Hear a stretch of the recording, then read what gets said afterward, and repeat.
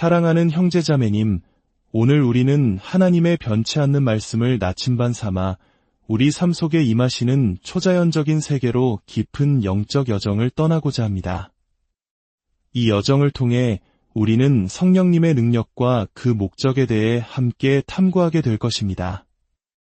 이 은혜로운 여정을 시작하기에 앞서 오늘 나누는 말씀이 여러분의 마음에 깊은 울림을 준다면 좋아요와 공유를 통해 이 진리의 말씀을 더 많은 이들과 함께 나누어 주시길 바랍니다. 또한 저희 채널을 구독하시면 앞으로도 계속될 은혜의 순간들을 놓치지 않으실 수 있습니다. 하나님의 진리를 찾는 모든 분들에게 주님의 크신 축복이 함께하기를 기도합니다. 오늘 우리가 함께 펼쳐볼 성경은 마가복음 16장 15절의 말씀입니다. 우리는 오늘 성령 세례의 능력과 목적, 그리고 그 은사가 어떻게 우리 삶 속에서 나타나고 기능하는지에 대해 이야기할 것입니다. 이 주제를 처음 접하는 분들도 계실 것이기에 저는 아주 천천히 그리고 차근차근 나아가려 합니다. 이미 이 주제에 익숙한 분들이라 할지라도 마음을 열고 귀를 기울여 주십시오. 오늘 이 시간을 통해 하나님께서 여러분에게 새로운 기적과 깨달음을 허락하실지도 모릅니다. 초자연적인 영역을 탐험하는 모든 그리스도인에게는 4가지 위험이 따릅니다. 이 점을 먼저 짚고 넘어가야 합니다. 첫 번째, 그리고 가장 큰 위험은 자신의 경험에 비추어 성경을 해석하려는 유혹입니다. 이것을 꼭 기억하십시오. 우리는 결코 우리의 경험이라는 잣대로 성경 말씀을 재단해서는 안 됩니다. 오히려 성경 말씀의 빛 아래에서 우리의 경험을 철저히 점검해야 합니다.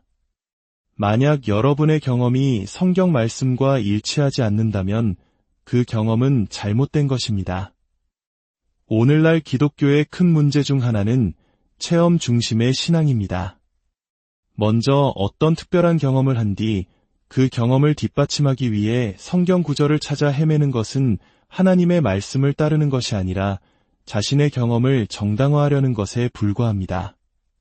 두 번째 위험은 성경이 말하는 것 이상으로 나아가거나 성경의 가르침에 반하는 길로 가는 것입니다. 얼마 전 한 은사주의 교사가 이렇게 말하는 것을 들었습니다. 사도 바울이 뭐라고 말했는지는 상관없습니다. 저는 제 경험을 통해 합니다. 이것이 바로 광신입니다. 광신이란 무엇일까요? 그것은 바로 말씀과 체험의 분리입니다. 성경적 진리와 개인의 경험이 분리될 때 우리는 길을 잃게 됩니다. 세 번째 위험은 교단의 전통을 하나님의 명확한 말씀 위에 두는 것입니다. 오늘날 대부분의 주요 교단들은 저마다의 전통적인 가르침을 가지고 있습니다. 하지만 그중 일부는 성경에서 그 근거를 찾기 어려운 것들도 많습니다. 그럼에도 불구하고 수많은 사람들이 그것을 진리처럼 믿는 이유는 그것이 바로 그들이 속한 교회의 교리적 전통이기 때문입니다. 우리는 전통을 존중해야 하지만 그것이 하나님의 말씀보다 더 큰 권위를 가져서는 안 됩니다. 네 번째 위험은 하나님께서 성경을 통해 약속하신 풍성한 은혜보다 훨씬 더 적은 것에 만족하며 살아가는 것입니다. 여러분의 신앙이 개인적인 경험이나 교단의 전통 혹은 비성경적인 가르침에 지배당하고 있다면 그리스도 안에서 영적으로 성장하는 것은 불가능합니다. 진리를 거부하는 순간 우리는 거짓의 노예가 됩니다. 빛을 외면하는 순간 우리는 어둠 속에 갇히게 됩니다. 요한복음 1장 16절은 이렇게 말씀합니다. 우리가 다 그의 충만한 데서 받으니 은혜 위에 은혜러라. 은혜 위에 은혜, 이것이 무슨 뜻일까요? 이는 우리가 주님께 나아올 때 하나의 축복 위에 또 다른 축복이, 하나의 영적 성장 단계 위에 또 다른 성장 단계가 계속해서 이어진다는 의미입니다. 우리가 구원받았을 때 모든 것을 다 받은 것이 아닙니다. 혹 성령 세례를 경험했다 할지라도 그것이 전부가 아닙니다. 성령의 한두 가지 은사를 받았다고 해서 모든 것을 받은 것 또한 아닙니다. 그 너머에는 더 많은 것, 훨씬 더 풍성한 것들이 우리를 기다리고 있습니다. 그것은 결코 마르지 않는 하나님의 영원한 강이며 그분의 광대하심을 담은 거대한 바다와 같습니다. 우리는 영광에서 영광으로 교훈에 교훈을 더하며 은혜 위에 은혜를 받으며 성장해 나갑니다. 하나님의 풍성한 자원은 결코 고갈되지 않습니다. 자, 그렇다면 성령 세례란 정확히 무엇일까요? 언제 받는 것이며 왜 우리에게 필요한 것일까요? 그리고 우리 삶에서 어떤 목적을 가지고 있을까요? 오늘 저는 여러분이 구원받고 성령이 여러분 안에 내주하실지라도 성령 세례는 아직 경험하지 못했을 수 있다는 사실을 증명하는 10가지 성경적 증거를 제시하고자 합니다. 먼저 마가복음 16장 15절부터 함께 읽겠습니다. 또 이르시되 너희는 온 천하에 다니며 만민에게 복음을 전파하라. 믿고 세례를 받는 사람은 구원을 얻을 것이요 믿지 않는 사람은 정죄를 받으리라. 믿는 자들에게는 이런 표적이 따르리니 곧 그들이 내 이름으로 귀신을 쫓아내며 새 방언을 말하며 뱀을 집어올리며 무슨 독을 마실지라도 해를 받지 아니하며 병든 사람에게 손을 얹은즉 나으리라 하시더라. 이것이 바로 예수 그리스도 교회의 사중 사명입니다. 이 사명은 결코 변하지 않았습니다. 이 귀한 말씀 어디에도 이 약속들이 특정 시대에만 국한된다는 구절은 없습니다. 어떤 이들은 이것이 사도시대에 끝났다고 주장하는 세대주의 신학을 이야기합니다. 하나님이 특정 시간의 틀 안에서만 특정 방식으로 일하시고 그 시대가 끝나면 더 이상 그렇게 일하시지 않는다는 생각입니다. 하지만 사랑하는 여러분, 그것은 성령님의 가르침이 아닙니다. 예수 그리스도는 어제나 오늘이나 영원토록 동일하십니다. 그분께서 사도행전에서 행하셨던 일들은 오늘날 이 땅, 대한민국 서울에서도 동일하게 행하실 수 있습니다. 우리는 예수님의 이름으로 그 능력이 풀어지기를 선포합니다. 성령 세례란 무엇일까요? 아주 간단하게 정의하자면 그것은 구원 이후에 받는 두 번째 은혜의 역사이며 삼위일체의 세 번째 위격이신 성령께서 우리의 영혼이라는 그릇을 가득 채우다 못해 사도행전에서 증언하듯 알려지지 않은 방언으로 초자연적으로 흘러넘치는 현상입니다. 언제 성령 세례를 받을 수 있을까요? 회심 직후에 바로 받을 수 있습니다. 모든 것은 십자가에서 시작됩니다. 먼저 죄를 용서받고 주 예수 그리스도를 영접해야 합니다. 사도행전 10장을 보면 고넬료와 그의 가족 이야기가 나옵니다. 베드로는 하나님의 초자연적인 인도하심을 따라 이방인인 고넬료의 집에 가게 됩니다.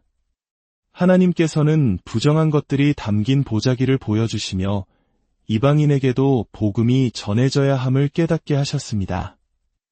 유대인들은 수천 년간 하나님의 말씀을 독점했지만 이방인들은 그 존재조차 몰랐습니다. 베드로는 고넬료의 집에서 복음을 전했고 그들이 구원을 받았습니다. 성경은 이렇게 기록합니다. 베드로가 이 말을 할 때에 성령이 말씀 듣는 모든 사람에게 내려오시니 그들은 회심한 직후 즉시 성령을 받았습니다. 하지만 어떤 경우에는 성령을 받았음에도 방언을 말하는 현상이 며칠 후에 나타나기도 합니다. 예수님께서는 제자들에게 성령을 받으라고 말씀하셨습니다. 예수님께서 성령을 받았다고 말씀하시면 받은 것이 확실합니다. 이제 여러분이 구원받고 성령이 안에 계시더라도 아직 성령으로 세례를 받지 않았을 수 있다는 사실을 뒷받침하는 몇 가지 성경적 예시를 살펴보겠습니다. 많은 사람들이 고린도전서 12장 13절 말씀 때문에 혼란을 겪습니다. 우리가 유대인이나 헬라인이나 종이나 자유인이나 다 한 성령으로 세례를 받아 한 몸이 되었고 이 구절은 우리가 회심할 때 성령을 통해 그리스도의 몸 안으로 들어가는 세례를 말하는 것입니다. 이것은 성령 세례와는 다릅니다. 구원받은 모든 사람은 성령의 이끄심으로 구원받았습니다. 로마서 8장 9절은 누구든지 그리스도의 영이 없으면 그리스도의 사람이 아니라 고 말씀합니다. 또한 성경은 성령으로 말미암지 않고는 아무도 아버지께로 올 자가 없다고 말합니다. 여러분이 죄인이었을 때 성령께서 여러분을 주님께로 이끄셨고 여러분은 주님을 영접하며 일정량의 성령을 받았습니다. 하지만 그것이 성령 세례의 전부는 아니었습니다. 이제 10가지 성경적 증거를 통해 이 점을 명확히 해보겠습니다. 이 모든 예시의 핵심은 당신이 신자이고 성령이 당신 안에 거하시더라도 아직 성령으로 세례를 받지 않았을 수 있다는 것입니다. 첫째, 구약의 성도들을 생각해 보십시오. 사도 바울은 아브라함이 모든 믿는 자의 조상이라고 말했습니다. 예수님께서는 너희가 천국에서 아브라함과 이삭과 야곱과 함께 앉으리라고 말씀하셨습니다. 아브라함은 분명 하나님의 나라에 있었지만 그는 오순절 이후에 주어진 성령 세례를 받지는 못했습니다. 둘째, 요한복음 1장 26절과 33절에서 세례 요한은 물세례와 성령 세례를 명확히 구분합니다. 그는 말합니다. 나는 물로 세례를 베풀거니와 내 뒤에 오시는 이는 성령으로 세례를 베푸시리라. 셋째, 요한복음 7장 37절에서 39절입니다. 이 구절은 매우 중요하니 성경의 붉은색으로 동그라미를 쳐두셔도 좋습니다. 예수님께서 외쳐 이르시되 누구든지 목마르거든 내게로 와서 마시라. 나를 믿는 자는 성경의 이름과 같이 그 배에서 생수의 강이 흘러나오리라 하셨습니다. 그리고 성경은 덧붙입니다. 이는 그를 믿는 자들이 받을 성령을 가리켜 말씀하신 것이라. 보십시오. 그들은 이미 믿는 자들이었지만 아직 성령을 받지 못했습니다. 넷째, 요한복음 20장입니다.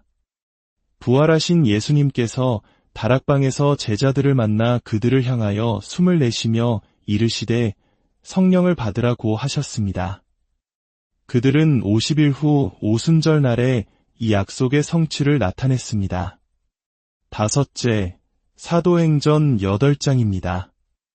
사마리아 사람들이 하나님의 말씀을 받았다는 소식을 듣고 예루살렘의 사도들이 베드로와 요한을 보냈습니다. 그들은 와서 사마리아인들이 성령 받기를 기도했습니다. 이는 아직 한 사람에게도 성령 내리신 일이 없고 오직 주 예수의 이름으로 세례만 받을 뿐이더라. 그들은 신자였지만 성령 세례는 받지 못했습니다. 이에 두 사도가 그들에게 안수하니 그들이 성령을 받았습니다. 여섯째, 사도 바울 자신의 경우입니다. 그는 다메섹으로 가는 길에서 주님을 만났고 주여 누구시니까? 라고 물으며 주님께 자신을 내어드렸습니다.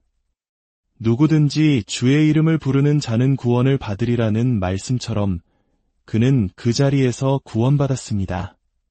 그러나 며칠 후 아나니아가 그에게 안수했을 때 그의 눈에서 비늘 같은 것이 벗어지고 그는 성령으로 충만하게 되었습니다. 일곱째, 사도행전 19장 2절입니다. 바울이 에베소의 제자들에게 묻습니다. 너희가 믿을 때에 성령을 받았느냐? 이 간단한 질문 속에 두 가지 경험이 명확히 구분되어 있습니다. 믿음이 먼저이고 성령을 받는 것이 그 다음입니다. 바울이 그들에게 안수하니 성령이 그들에게 임하심으로 방언도 하고 예언도 하였습니다. 여덟째, 마태복음 3장 11절입니다. 세례 요한은 말합니다. 나는 너희로 회개하게 하기 위하여 물로 세례를 베풀거니와 내 뒤에 오시는 이는 나보다 능력이 많으시니 그는 성령과 불로 너희에게 세례를 베푸실 것이요 물세례와는 구별되는 또 다른 경험임을 분명히 알 수 있습니다. 아홉째, 사도행전 1장 4절과 5절입니다. 예수님께서 말씀하십니다. 요한은 물로 세례를 베풀었으나 너희는 몇 날이 못되어 성령으로 세례를 받으리라. 10번째, 에베소서 1장 13절입니다.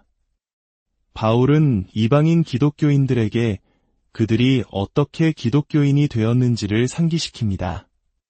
그 안에서 너희도 진리의 말씀 곧 너희의 구원의 복음을 듣고 그 안에서 또한 믿어 약속의 성령으로 인치심을 받았으니 복음을 듣고 믿은 후에 성령으로 인치심을 받는 순서를 명확히 보여줍니다. 이 10가지 성경적 증거는 물세례와 성령 세례가 명백히 다르다는 것을 반박할 수 없이 보여줍니다. 물세례의 대상은 죄를 고백한 죄인이며 물을 통해 자신의 옛사람이 죽고 예수 그리스도의 부활에 연합하여 새 생명으로 살아간다는 것을 공적으로 증언하는 것입니다. 그 결과는 그리스도의 몸된 교회에 들어가는 것입니다. 반면에 성령 세례의 대상은 이미 세례받은 신자입니다.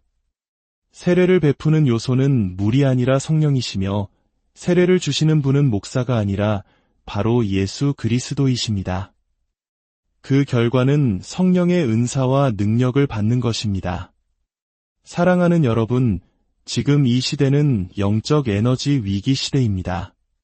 초자연적인 영적 전쟁이 벌어지고 있습니다.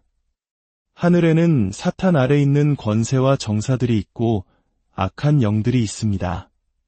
그들의 목적은 도둑질하고 죽이고 멸망시키는 것뿐입니다. 만약 예수 그리스도의 교회가 성령의 초자연적인 능력으로 옷 입지 않는다면 무력하게 쓰러질 수밖에 없습니다. 오늘날 우리 사회, 특히 한국 사회는 어떻습니까? 물질만능주의와 허무주의, 악마적인 가사가 담긴 문화, 하나님을 대적하는 온갖 음란한 문화와 반역의 영이 이 땅을 뒤흔들고 있습니다. 해결책은 무엇입니까? 해결책은 예수 그리스도의 교회가 하늘로부터 오는 능력, 즉 성령의 초자연적인 능력으로 충만해지는 것입니다. 우리가 가진 능력이 이 거리의 지옥의 권세보다 더 크다는 것을 세상에 보여주어야 합니다. 하나님은 초자연적인 분이십니다. 우리는 초자연적으로 구원받았고 초자연적으로 치유받습니다. 우리는 초자연적으로 성령 세례를 받으며 초자연적인 현상인 방언으로 말합니다. 초자연적인 것을 두려워하지 마십시오. 초자연적이지 않은 교회는 신약 성경의 관점에서 볼 때 자연스러운 교회가 아닙니다. 신약 시대의 교회에게는 초자연적인 것이 오히려 자연스러운 일이었습니다. 많은 신학교에서는 사도행전은 예외적인 책이며 그 시대의 역사는 21세기에 계속되지 않는다고 가르칩니다. 하지만 그것은 진리가 아닙니다. 사도행전 2장 39절은 말합니다. 이 약속은 너희와 너희 자녀와 모든 먼데 사람 곧 주 우리 하나님이 얼마든지 부르시는 자들에게 하신 것이라. 2000년 전의 약속이지만 하나님의 성령의 강물은 오늘 이곳을 통해 흐르고 있으며 우리는 그 강물 안에 있습니다. 고린도전서 14장 5절에서 바울은 나는 너희가 다 방언 말하기를 원한다고 말했습니다. 또한 39절에서는 방언 말하기를 금하지 말라고 명확히 명령합니다. 이 말씀은 너무나도 단순하고 명확합니다. 오늘날의 문제는 사람들이 하나님의 성령을 자신들의 생각과 전통의 틀 안에 가두고 그 능력을 풀어주지 않는다는 것입니다. 사랑하는 성도 여러분, 우리가 싸워야 할 싸움은 혈과 육에 대한 것이 아닙니다. 지옥의 악마들은 신학하기를 두려워하지 않습니다. 교단의 전통도 여러분의 개인적인 경험도 두려워하지 않습니다. 하지만 그들은 예수 그리스도의 보혈과 예수 그리스도의 이름, 하나님의 말씀, 그리고 신약의 초자연적인 표적과 기사를 통해 불타오르는 성령의 능력을 두려워합니다. 저는 여러분이 하나님으로 너무나 충만해져서 길가의 쓰레기통에 손을 얹고 기도해도 그것이 살아 움직일 것 같은 믿음을 갖게 되기를 원합니다. 오늘날 수많은 젊은이들이 왜 생명 없는 복음주의 교회를 떠나 사탄 숭배와 악마 숭배에 빠지는지 아십니까? 그들은 초자연적인 것을 갈망하기 때문입니다. 그들의 교회가 그것을 잃어버리고 생명 없는 틀과 종교의식에 갇혀 하나님과 성령을 외면했기 때문입니다. 그들은 하나님의 살아있는 말씀을 전통이라는 관 속에 가두고 풀어주기를 거부했습니다. 저는 이 땅의 교회와 성도들이 아버지 하나님과 아들 예수님과 성령님을 온전히 풀어드리기를 간절히 소망합니다. 그리하여 부흥의 불꽃이 이 땅의 모든 교회와 거리로 번져나가 온 세상이 예수 그리스도는 살아계신 주님이심을 알게 되기를 하나님의 영광을 위해 기도합니다. 이제 주님께서 당신에게 복주시고 당신을 지키시기를 원하며 주님께서 그의 얼굴을 당신에게 비추사 은혜 베푸시기를 원하며 주님께서 그 얼굴을 당신에게로 향하여 드사 평강 주시기를 기원합니다. 당신이 예수 그리스도의 보혈로 구속되었음을 확신하며 걸어가십시오. 그분께서 당신의 모든 죄를 용서하셨으며 다시는 기억되지 않을 것입니다. 사탄은 당신의 영혼에 대해 어떠한 권리도 주장할 수 없음을 아십시오. 당신은 거룩하고 의롭게 되었습니다. 하나님의 은총을 입었습니다. 주님께서 당신을 자신의 것으로 선택하셨기 때문입니다. 기뻐하고 크게 기뻐하십시오. 당신은 예수 그리스도와 함께한 상속자입니다. 하나님은 당신의 아버지이시며 모든 것이 잘 될 것입니다. 이 모든 축복을 예수님의 이름으로